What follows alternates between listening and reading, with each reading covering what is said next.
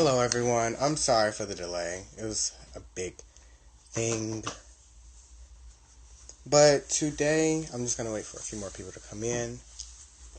But today, we're definitely going to be talking about mental health. Since May is the month of mental health awareness, we're going to be having a conversation on it. Me and a couple of people from the Girls Like Me project. Hello. Um, and yeah, there's going to be just a conversation about it because I feel like it's definitely overlooked and it's something that shouldn't be overlooked. So, like I said, I'm just gonna wait for a few more people to join.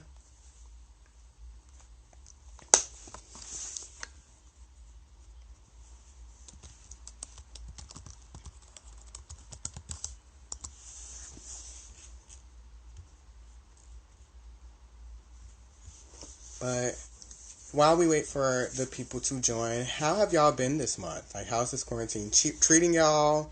Has everything been going good? I just want to know how y'all have been.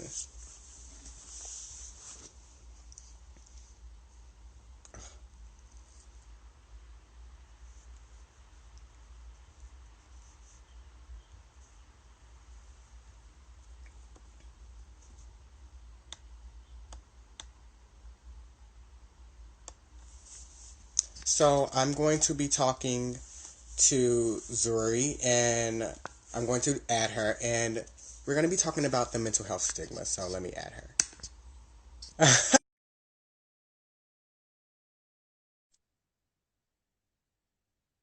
Thank you. One. Hi, Hi, how are you? I'm good. How are you? I'm good.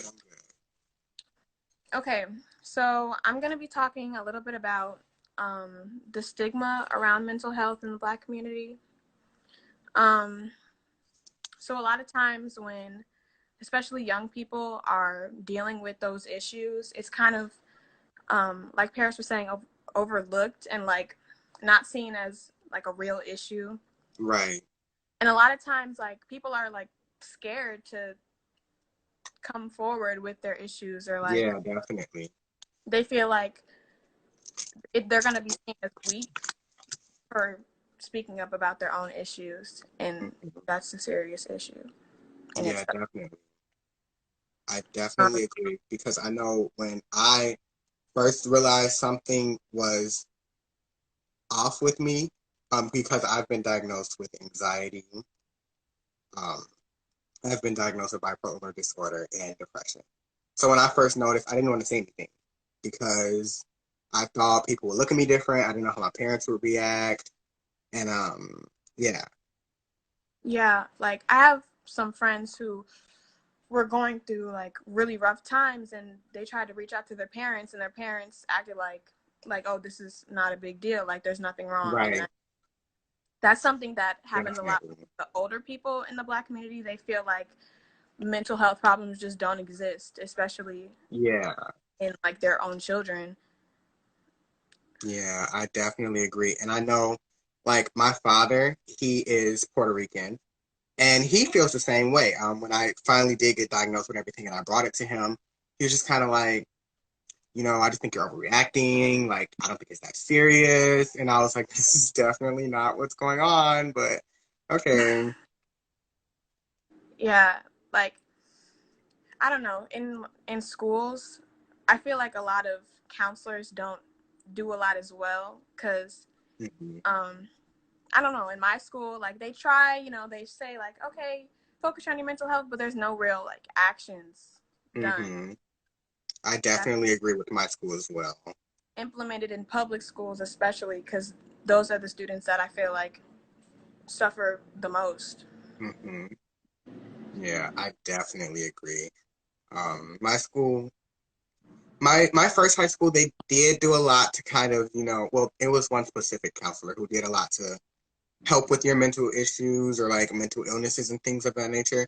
But my current high school, they don't. And I wish that like CPS would, like you said, kind of implement something to help with it because it could definitely help a lot of students. Hmm. I Yeah, agree. definitely. I just Yeah, I really don't know what else to say other than it's definitely overlooked. Like people don't think it's as serious as it actually can be. I agree. What do you think parents or guardians should respond when their kids expressing mental concerns? I think Um,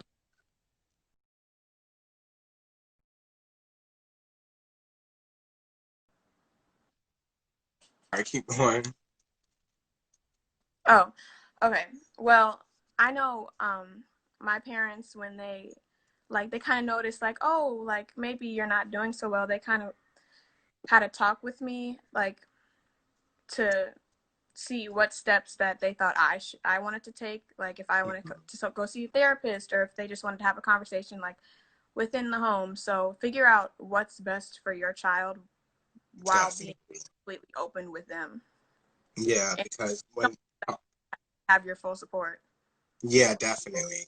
Because I know when I was diagnosed with everything, I I started off with a therapist. My parents started off putting me in therapy, and that didn't work. And my therapist wound up recommending that I go to a mental facility, which did wonders. It worked tremendously. Um, I was in there for about 4 months, but it was an outpatient mental facility. And I think that's another thing. When mental facilities, people feel like you're going in, you're gonna have to stay there. They have outpatient things as well to do. So that was definitely so. Just like you said, figure out what's best for your family, what works, all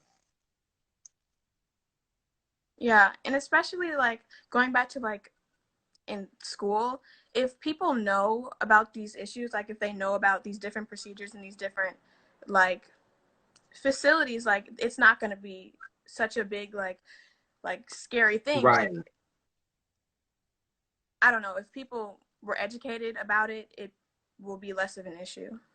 Yeah, I definitely agree. Definitely. Yeah.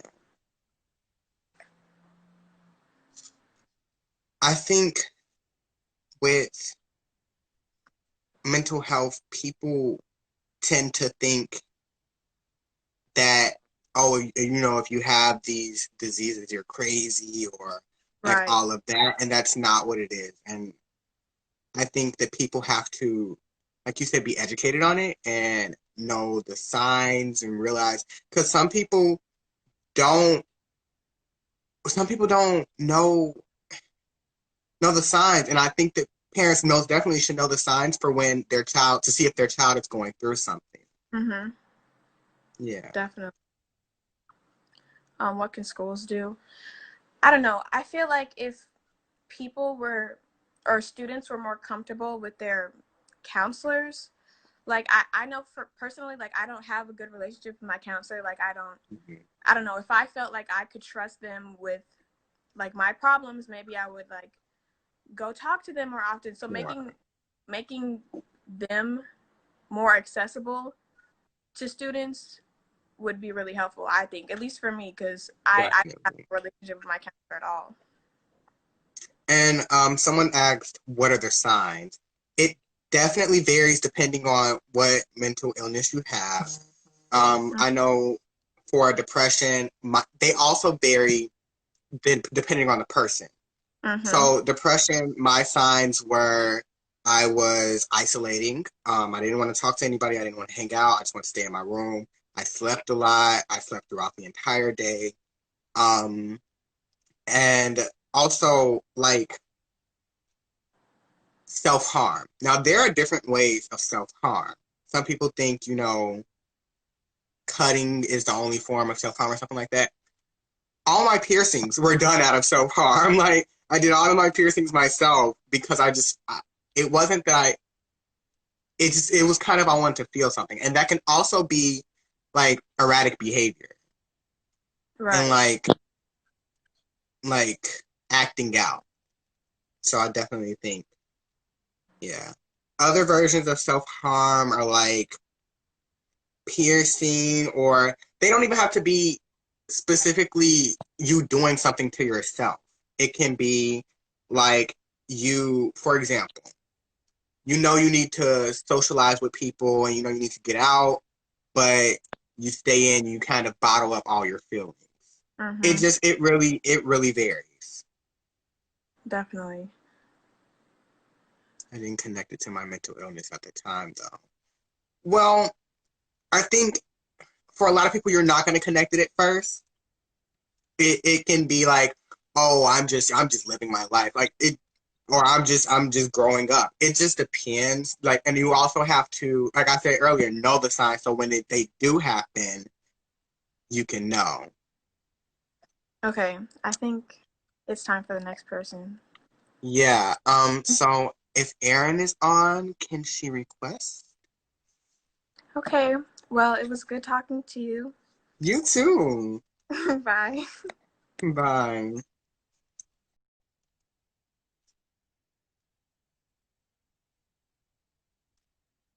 But yeah. Okay, so I'm going to add Erin. We're going to be talking about bipolar disorder. So yeah.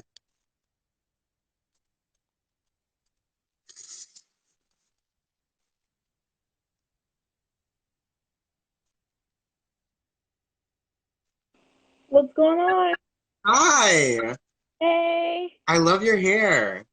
thank you so much. You're welcome. Just send this to one of my good friends really quickly because I want You him to said be in what? here. I was gonna send it to one of my good friends this live. Okay.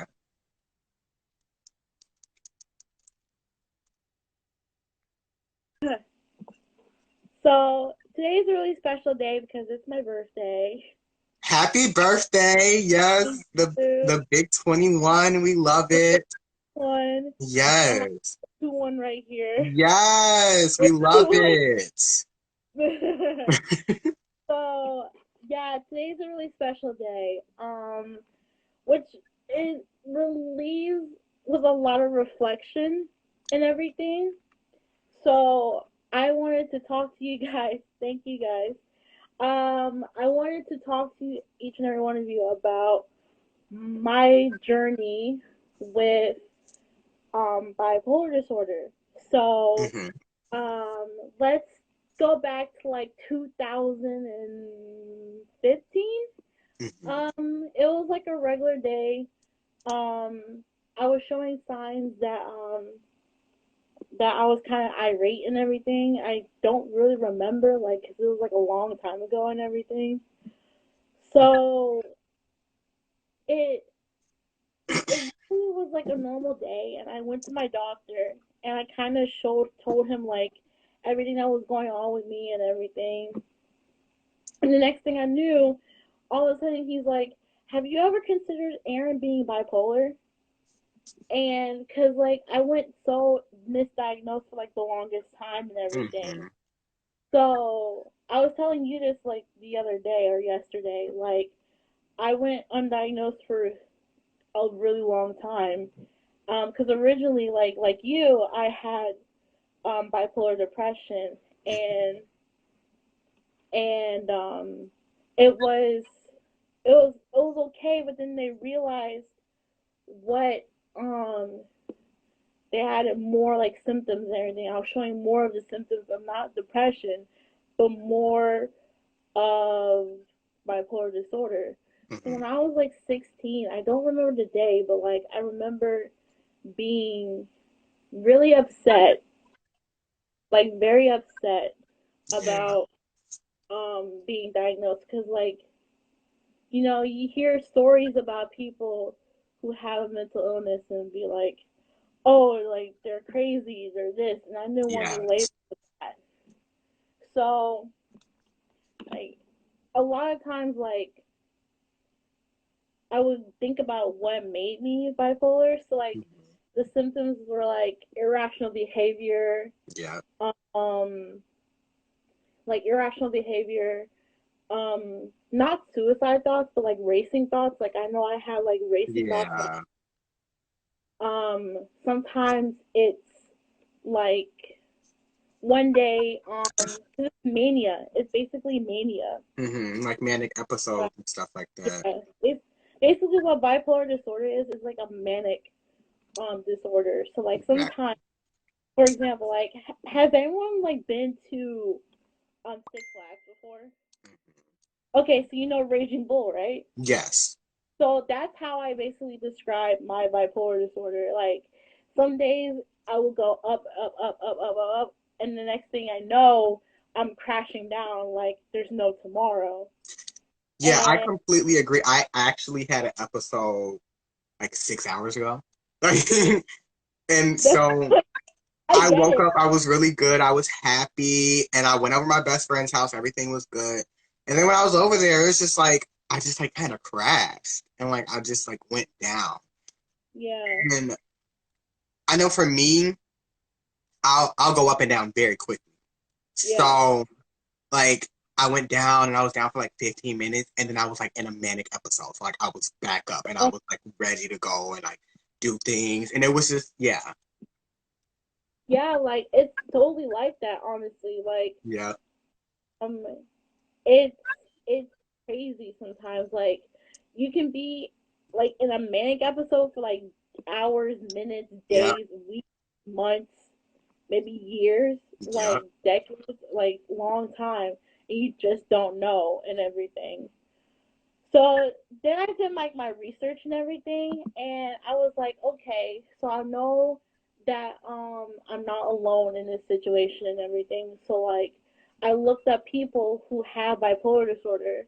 So it Hmm. turns out that a lot of people that like I look up to or I admire have it. So like Carrie Fisher, rest in peace. But like Yeah. um Halsey, she has it. Yeah. Chris Brown, Demi Lovato, like there's a whole list right here. Mel Gibson, Russell Brand, Kurt Cobain Yeah. himself too. Like, so I knew that I wasn't alone in the situation, but I knew that like successful people had that not disease. I hate saying it's not a disease. Yeah. It's not like it's just something that you kind of It go can be through. something. Yeah. Like I hate when people basically is like, oh, it's a disease. You'll be fine. Hmm. Like just It just and makes it no, like that's not how it should be addressed, like at all. yeah, like it's It's just something that you go through. Some people go through it, some people don't.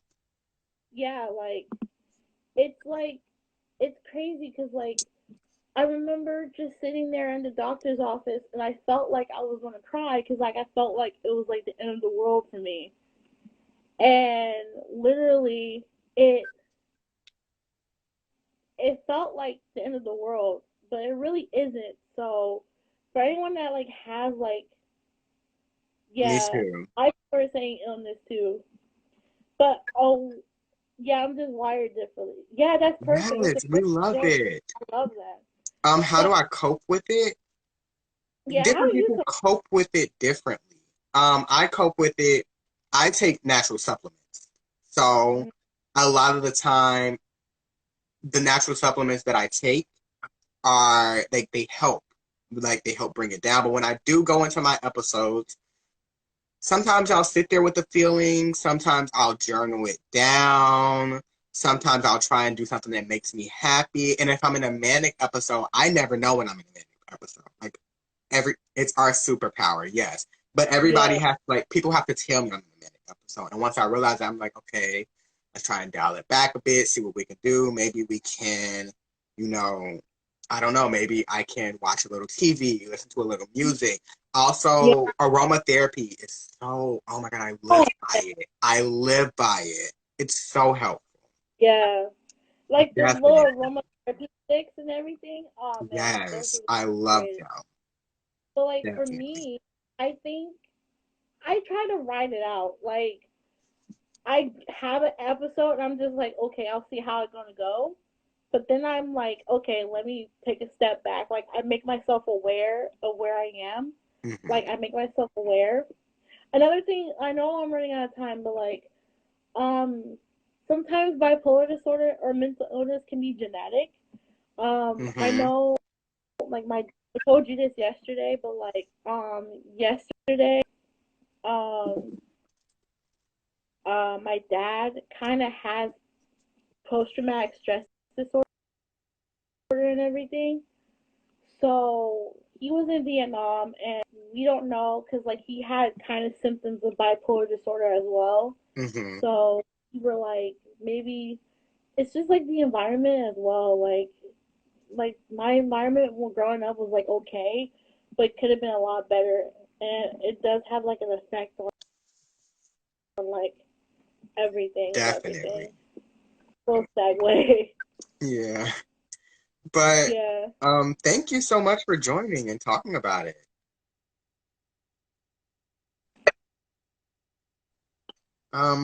Paris, you're ready to go. So are you. Hold on. Okay, can you Oh, hear me? am I? Can you hear me? Yeah, I can hear you. Okay, great. Yeah. Thank you so much for joining and talking about it. No So, problem, honestly. you said what? Oh, I was saying that if anyone wants to talk or wants to like have a conversation with me, you guys are more than welcome to like message me and everything.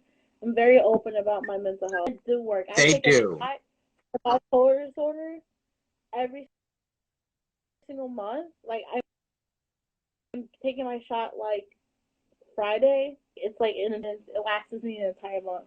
So they do work. They, Pills. they definitely do. Yeah. So I'm not gonna keep you guys that long. But thank you for having me. And like I said, Of if course. anyone wants to like ask more questions, like definitely let me know. I'll put my Instagram tag down below. Definitely. All But right. thank you. I'll see you guys later. Bye Bye. bye. So while we were on the topic of PTSD, Ivan, well, yeah, Ivan wanted to speak about PTSD and, add a little bit onto it. So if Ivan could request to join, that would be perfect. And yeah, prescription meds definitely work. They do. Some people choose not to use them, Natural supplements can help as well. Prescription meds, I feel like if you have the right prescription meds, they can definitely work. Definitely.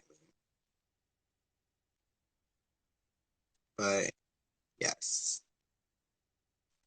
So let me add Ivan.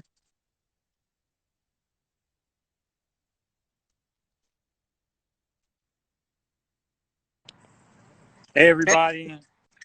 Hey Paris. Oh boy, you got the waves going. I see you. Waves. That's what's up. I'm a little envious. I don't have my barber right now, but it's all good. All good. Yeah, so I wanted to come out here today and talk about PTSD.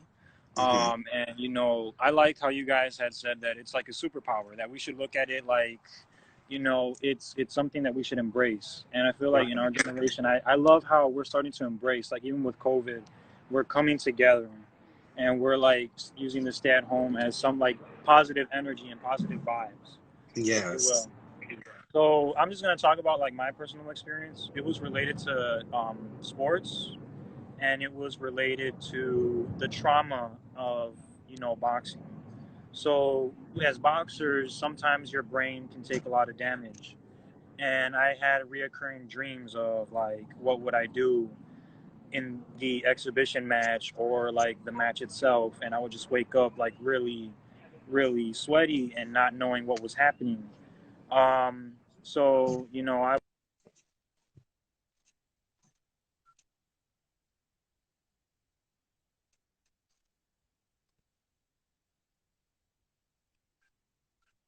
like working out, having a coping mechanism, people to talk to as well. I feel like sometimes, or more times more than often, we really have a strange way of, like we sometimes think that we're in trouble, but we don't really communicate it to other people.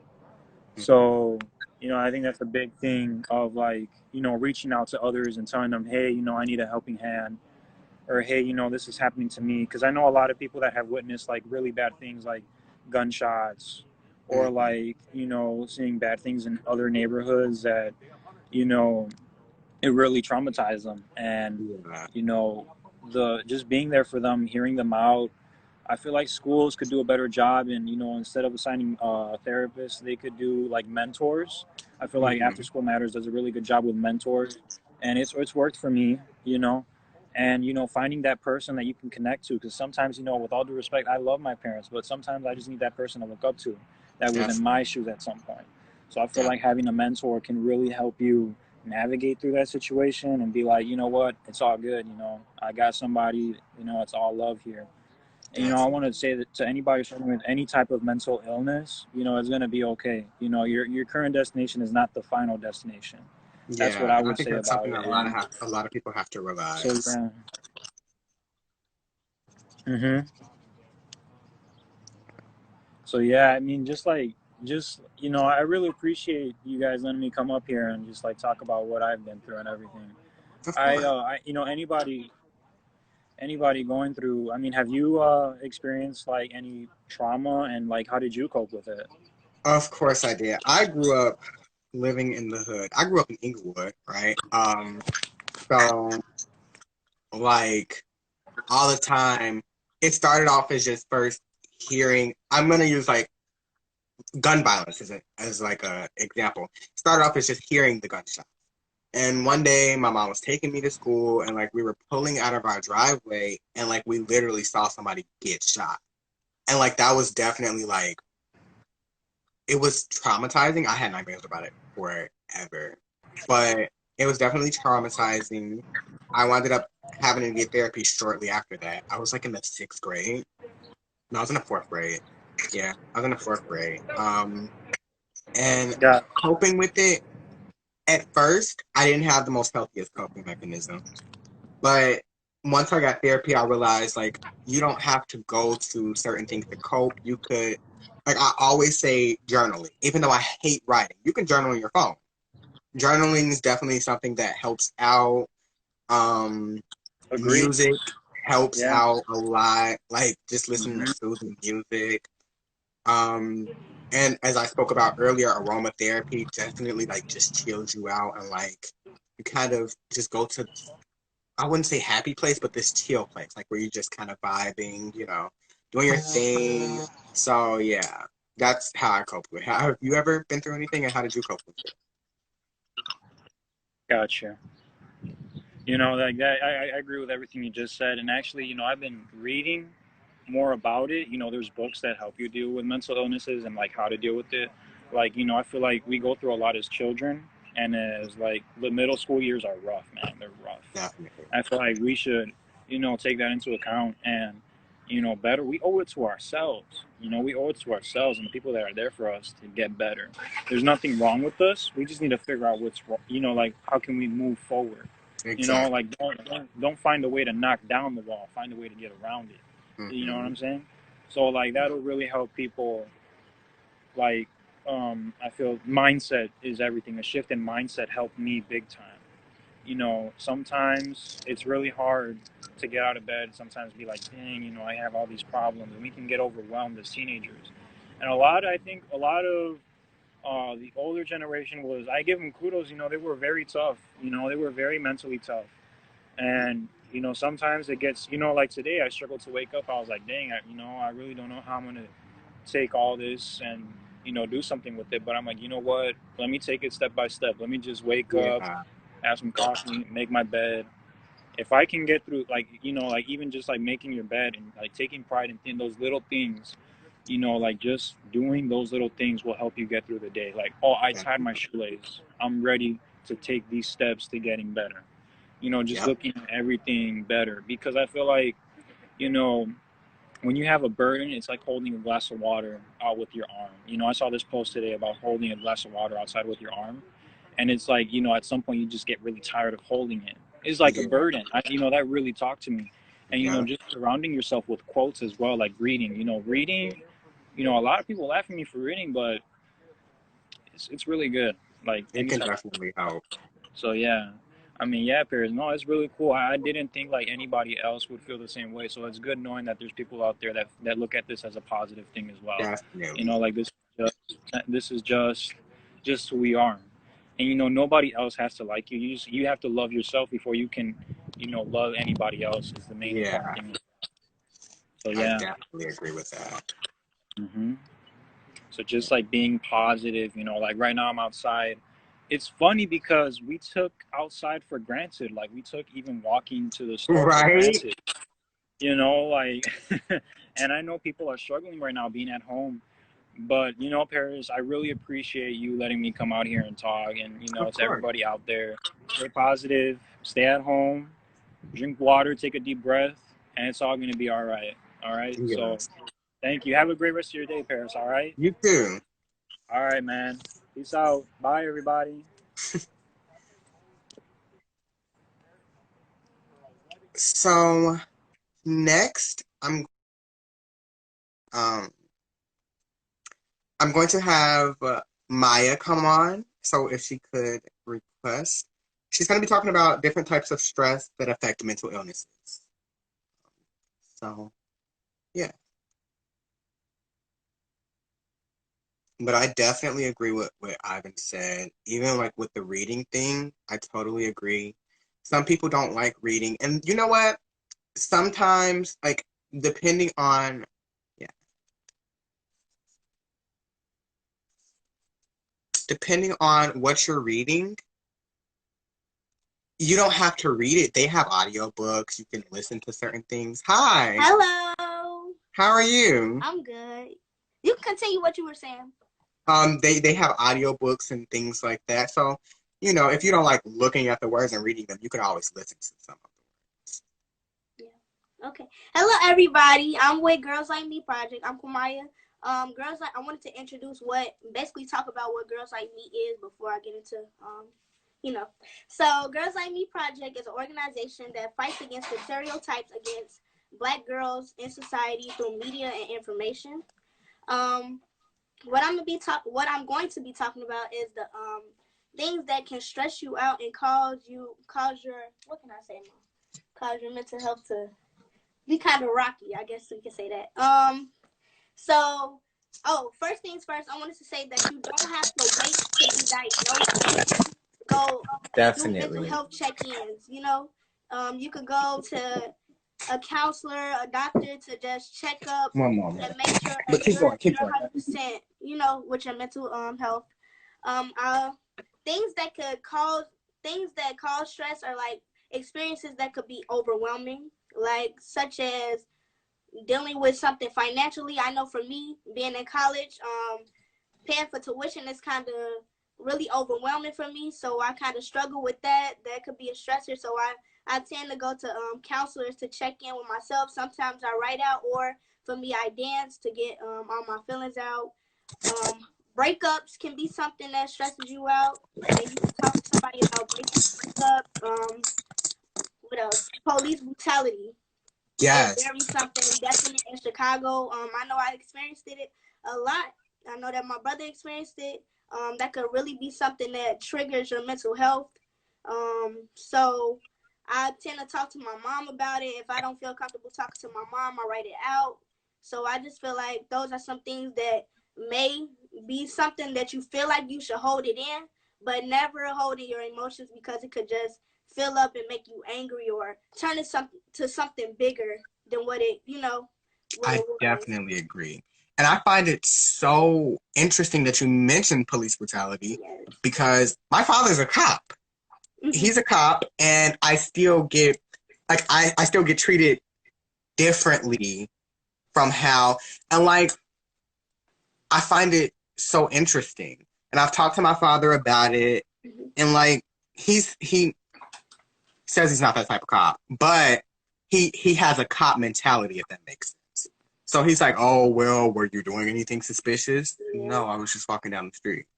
Well, did you have anything in your hand? Yeah, my phone. Maybe that should have been in your pocket. Why do I have to put my phone in my pocket? Yeah. Like, that makes no sense. But yeah. Yeah. Yes, I definitely felt that because that's what I experienced while going to school up north. They did truancies a lot up north, and I went to Nicholas Sand High School. I went to Mather. Talk about it. Huh? I went to Mather. Are you for real? I'm so serious. Wow, I That's did not crazy. like up north, but it was something different. It opened my eyes up a little bit. I thought that it would have have been better being up north, but it actually triggered me a little more than being out south. So Definitely.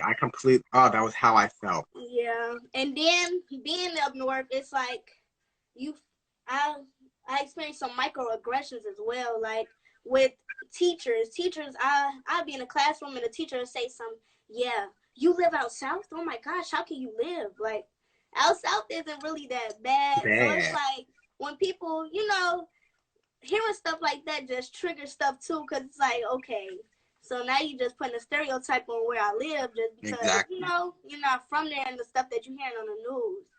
So it's just stuff like that could be overwhelming and cause stress, and you could do mental health check-ins with yourself to just make sure you're just 100% okay. Yeah, and sometimes it doesn't even have to be with yourself. Like, I Yeah, know for me, for an example, my best friend, if I'm feeling some type of way, I'm gonna call her up. I'm gonna be definitely. like, hey, I'm feeling this type of way. And like, definitely, I know she'll talk me through some things and she'll Yeah, definitely calm me down. So, yeah, it doesn't even yeah. have to, but check ins with yourself can be very, very useful and helpful. It's definitely helpful. Talking to somebody else is definitely helpful too, because what was you gonna say? Somebody asked a question. Oh. Check-ins with yourself is definitely good. I'm really getting into that because at first I was the type to hold in my emotions and never like let it out. But I Mm-hmm. noticed my freshman year that I was so angry and I just had to talk to somebody because Yeah. I just couldn't express myself. So I'm learning how to do self check-ins with myself and stuff like that. So yeah. What How question? do you do How do self you check-in? do self check-ins? Well, there are different ways. I know for me, my self Yeah. check-in is, okay, how am I feeling right now? I write it down. Why are you feeling this way? If I can't figure out why I'm feeling that way, I'll write it down. Like it just depends. Yeah. For me, I'm a dancer. So any type of art really helps me do self check-ins with myself. Like when I'm feeling down, I'm always dancing. So whenever I feel like something is wrong with me, I just get out my emotional dance. And if I can't do it through dance, I'll just start drawing. I'm not really a drawer, but when I have some emotions going on, something happens. So like just different types of Definitely. arts. That's how I do self check-ins. Yeah, that's how. Yeah, I do mine through journaling. So yeah. I'm learning how to journal. I'm not really a writer. Yeah. See, I hate like actually writing things down, so I'll go on my Yeah. notes and put it down. I gotta I'm not really disciplined with writing and stuff, so I gotta get used to sitting down and actually jotting out my emotions and stuff like that. Yeah. Yeah, definitely. Definitely. Ah. They Hello definitely are everybody. helpful. Yeah. That's another thing. Afterwards for you and parents to come over. We gonna talk about. Wanna talk about it? Oh. Well, that was all. Thank you for letting me join and talk about how I am. Of course, of course. All right. See you later. See you. So next up, we're gonna have Pam. So if she could request, that would be great.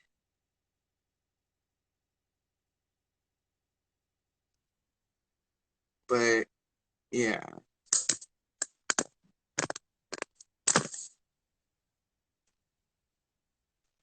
I definitely do use music. Me personally, I'm actually an artist. So if I'm feeling some type of way, I'll make Hi, music. Hi, how are you? I'm good. How are you? I'm great. That's amazing. Okay, so I'm Pam, basically. I'm Pam, and I just want to really touch on depression. Um, yeah. So Yeah. with depression, it's like, well, with my personal experience, I never knew that that was what I was feeling, depression. Mm-hmm. It was more so of a thing where I didn't want to talk to anybody. I was like always in my room, like I was just feeling emotions that I thought best were to be kept inside. Like, because I don't Mm-hmm. know how to express myself without coming off angry. And I wasn't angry. I was just so deep in my thoughts to the point where I wanted to keep it in. Right. And one day I just had a break. Like, I just let everything out, not the best way it should have came out. Yeah. And I remember having a talk with my uncle, and he was basically saying that he knew how I felt. And I just remember crying so much because you don't know that other people are going through these things. And And sometimes when, the happiest people, the people that you think are the happiest, can be the most depressed. yes, because Mhm. me literally thinking he's the happiest person ever. Like, I would love going with my Uncle Joe. Like, that's literally my rock. So after all that happened, I started going to Girls Like Me project, where they opened up like my whole mind. Like, I was so happy to go every day, but it's to the point where I still feel that type of way because the COVID. I'm in the house. School was kind of like my outlet. Like, I was still sad at school and stuff, but Mhm. when now that I'm being forced to sit in a room because I have nowhere to go, it's more like Yeah. I have no choice but to be in my thoughts. Like, I'm a really distant person. I don't really like talking to people. That's just my personality as a whole. But me knowing that that's coming from a deeper place, yeah, me knowing that that's coming from a deeper place, it's just like, it doesn't sit right with me. I don't know how to really explain it. Yeah, I think I understand what you're saying. And I And when you, definitely agree with the whole being in quarantine, like locked up in the house thing, because I had a major relapse in quarantine where I was just super depressed. My anxiety was super high. I was stressed out about mm-hmm, school and how I was going to get it done because my school was piling so much work on us because when quarantine first started, they didn't think anything of it, so they just weren't giving us mm-hmm, work. And then all of a sudden, they just piled all the work on us. yeah. So I got super stressed and depressed. So I definitely understand that. Yeah, my school didn't really do that. They took it slow. They took it slow because my school, we've been dealing with a lot. Like, we lost, like, I want to say this year, and us not even finishing the whole school year alone, we've lost 5 classmates as a whole high school. And with me being only 16 and coping with that, and me having nowhere to go to, because it's not that I want to say I come from a bad place, but it's like, if you were in my background shoes, like, you would, most people wouldn't know how to cope with that. Mm-hmm. And with me having ADHD too, it's like, it just does a toll. It really does a toll. I felt that. I have ADD. Um, So, yeah. and yeah, like, and I could remember taking different prescriptions as a kid, like Ritalin, generic brands of Ritalin. That really, really took a toll on me. And now when I'm in my thoughts, that's all I could really think about. Like, my Yeah. childhood, my past, isn't my fault. Could I have changed it?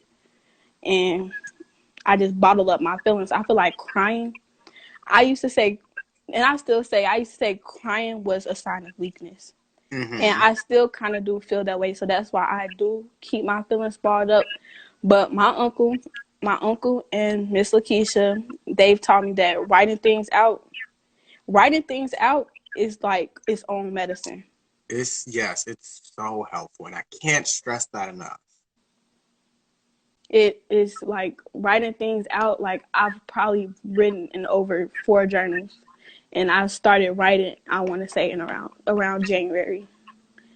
And it's just like, I don't really know how to speak on it because, like I said, I keep a lot of stuff in. But you don't know you're dealing with depression until somebody really tells you, oh, you're depressed. Mm-hmm. And it's just shocking because depression, I used to think depression was for like old people. Like, I would, like, me depressed. No, I'm just sad. No, it was Yeah. just my cycle or something. But Yeah. you should never feel like that. Like, from my symptoms was, oh, sorry, my phone disconnected. With my thoughts, like suicidal thoughts, thoughts of like thoughts a 16-year-old shouldn't have. And I Yes. couldn't go to anybody because the way my school is set up, they don't care.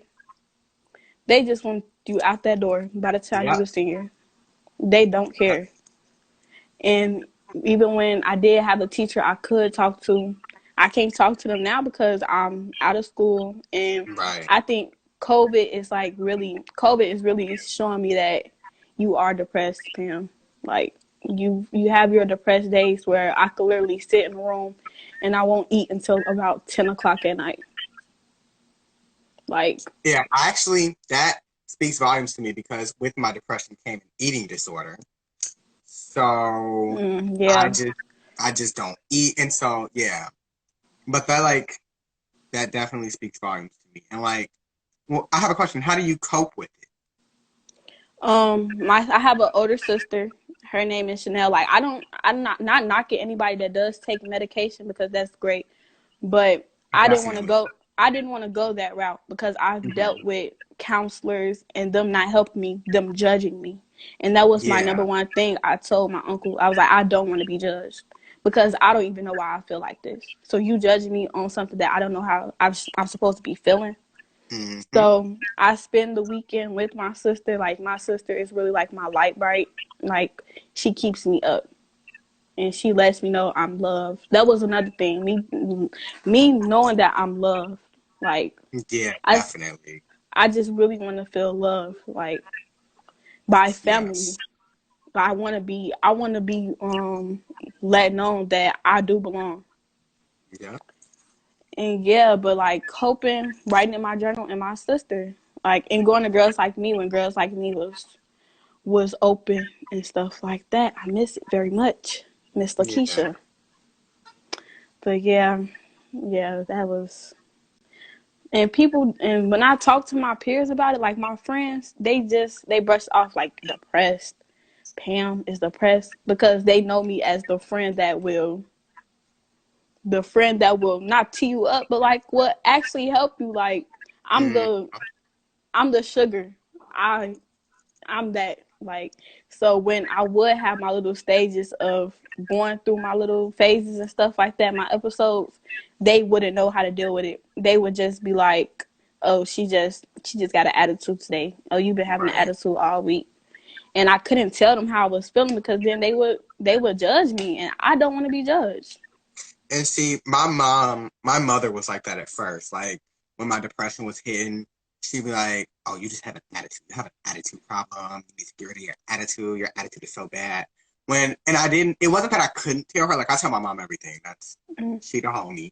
But like I just didn't know how to tell her. I didn't know how she was gonna react. But like once I did tell her, and it took me a lot to tell her, like my previous coping mechanisms were so terrible. Like I remember I turned to drugs. They were so bad. But Hmm. now, after I finally did tell her, I got the help that I needed, and I can like even though I'm out of that program, I can still use the coping mechanisms that I learned there. Yeah, I totally understand. It was like, and with my parents, my guardians, the parent figures in my life, I can't go to them because, like you said, they will feel like, oh, you just have an attitude, or you don't even know what depression is. You just want to claim out here that you're depressed. No, you're just sad. You need to come out the room, open the blinds, stop wearing all black. Like, it's to a point where you don't even want to tell them. And I feel like that's another reason why I bottle everything up and I don't open the cap. That's Yeah, another reason. Like, the only parent figure that I really had in my life is gone. And you look back on that, that's when I started to question myself, like, was it my fault? Like, that just all comes and it plays a part, and I could literally think about that for weeks. That one subject, like how you're going and how I miss you and how I can't talk to you again. That sits on my shoulders, and it's stuff that you have to deal with. yeah. And see, with me, it wasn't a parent figure. It was my brother. My brother passed right before my eighth Mm-hmm. grade graduation, like right before. So a lot of emotions flooded with that, and then it was two like really important people died in my life within like 6 months apart. So like my brother died in January, and then my other really close friend died in May, and they died from the same thing. So like it just Wow. kind of I I trickled down. I really went downhill from there. And I kind of felt like both of their deaths were my fault. But then I was like, okay, well, maybe not. But then I didn't know what was going on. Like, I didn't know what was going on inside of me. So I kind of just went into like really bad habits. I got into the wrong crowd at school. Like, and it was terrible. But like I said, I did wind up getting the help that I needed. So Yeah, and it's like when she did die, I felt, and I also felt bad because I couldn't cry.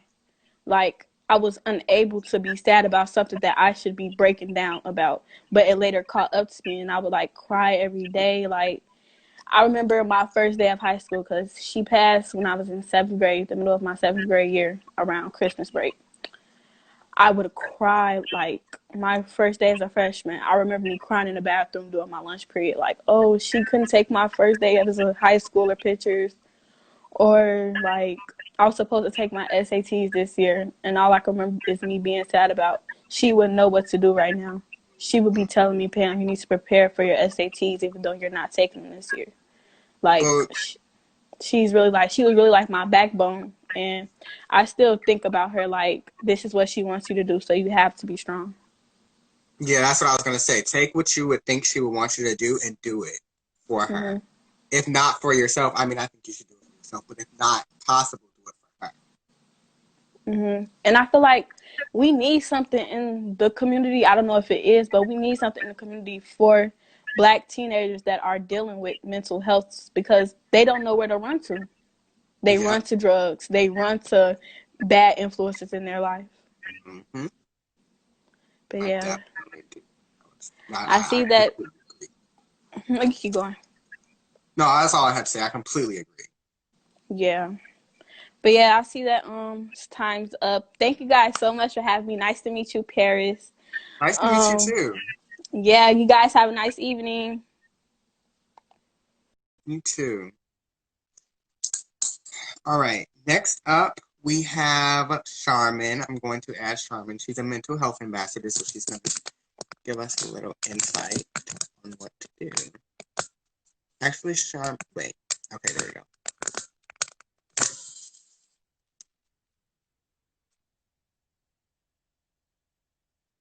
But yeah. Hi. Hey, Paris. How are you? How have you been?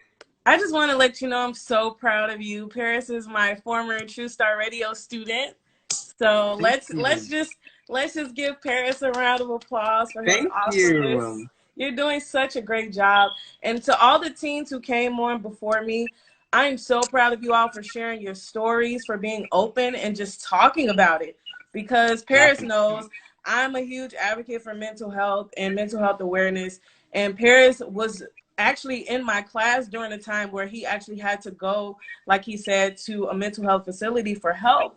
Mm-hmm. And by the grace, I was trained and I saw the signs, but not all teachers know the signs. And I think just you guys sharing your stories shows that, hey, you guys, it's not us being teenagers. We actually have issues in our life and we need to talk about it. So thank you guys for sharing your stories and being open about that.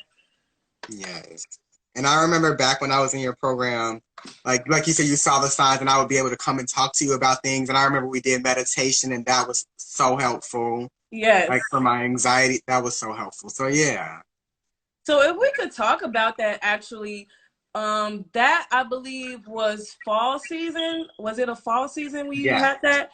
And that particular season, I also was dealing with my own personal mental health issues of depression and like stress, because this was around the time where I was doing a lot, but also Trey was doing a lot too. And so our schedules were just really, really crazy.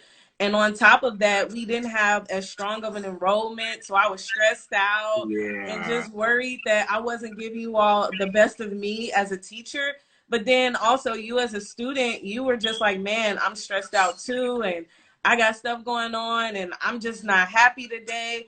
And me and you both, we just sat there together and we was like, you know what? Let's just take a breath. Yeah. Let's take this breath together and we'll just sit here. We'll breathe for 2 minutes and it'll be fine. And then after that, class started and we were all good.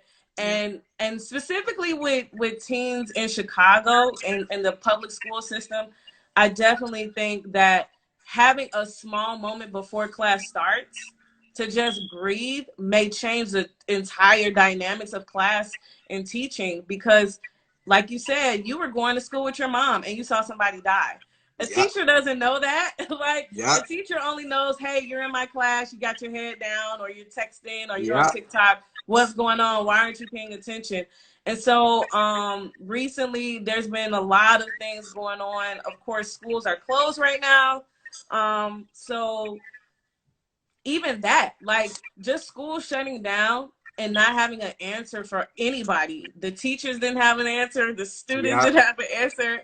Definitely. And that could be stressful and create anxiety because your students are coming to you for answers like, what are we going to do? Are we graduating? Or, I mean, do we have to do another year of school? Right. Like they were talking about pushing people back a year. Which I'm glad they're not doing that. Yeah, that's crazy. I think that's crazy. I think that's not fair to you guys, especially the students who are really doing their best and working. Meditation. I mean, Paris, what do you think? Do you definitely think it should be offered in school. I think, and you know what? I've noticed some schools have that. Like some schools, instead of was it recess? I know a school in I think New Jersey, instead of recess, they do meditation or yoga, and I definitely think that needs to be implemented in all schools because it can calm your soul. Like I can't stress it enough. It's just so good. So what do you guys do in gym class? I would think. I don't know. I don't have a gym class this year, so I'm glad about that. I have driver's ed this year, not gym, so that's cool. Do you all still have homeroom classes? No, not in my school. I go to CBS now. Oh, okay. See, when I was in high school, we had like I would say like a midday break, which would basically be homeroom, and we would sit in homeroom for like 15 minutes. And I know when I was at Mather, we did that. Yeah, so maybe they should bring that back.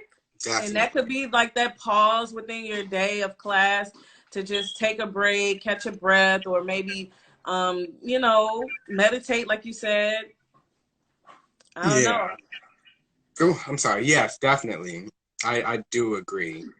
I think that would be such a good idea because so many children, like so many teens, not even teens, so many youth. Yeah. They're just they're depressed, but they don't know how to tell anybody. They don't know what to say. And sometimes they're not going to tell anybody. But if we start implementing certain things like we say yoga, meditating, you know, daily check-ins, it could definitely help somebody. Well, I would ask you as a young man, do you feel like it's difficult for young men to open up, especially for young men who are trying to identify themselves with their, like, for example, I know that you're open with your personality and your identity, but some boys aren't sure and they're scared, and that in itself can cause depression or anxiety because you have a world that's saying you're a boy, so you should be playing football or you should be playing sports. But what if I really like fashion design, or what if I'm like a creative person and I'm not necessarily gay or straight or any of those things? I don't even know what I am. I'm a teenager. I'm still figuring myself out. And I feel like that's a thing too, where sometimes it's not even about seeing something dangerous or experiencing a unstable home. Sometimes it's simply just the pressures of society forcing you to identify yourself. And like you said, you're in school, you're trying to learn on top of you're trying to relate to friends, and that can literally be something that creates anxiety in itself. And now it's more spaces now for youth who may not identify as boy or girl. And so there's more spaces for them now so that they don't, like, for example, teens from about 10 to the age of 24 commit suicide simply because of just not being aware of their identity or feeling uncomfortable about their identity and the stresses of that. And so they commit suicide. And so if you are a teen who's experiencing like fear of, you know, your environment, or just feeling uncomfortable around friends, or feeling uncomfortable in school or work, don't be afraid to contact somebody. There are hotlines you can text. For example, the National Suicide Prevention Hotline is 1-800-273-8255. And they also have a text format. So if you don't like to call physically, you can text them and say, hey, I feel suicidal. Can I talk to someone? And they will have a virtual counselor text you. So it's so many ways to open up and just talk about it. And I know that TrueStar is also going to have some resources available. So make sure you go to truestar.life to check out other mental health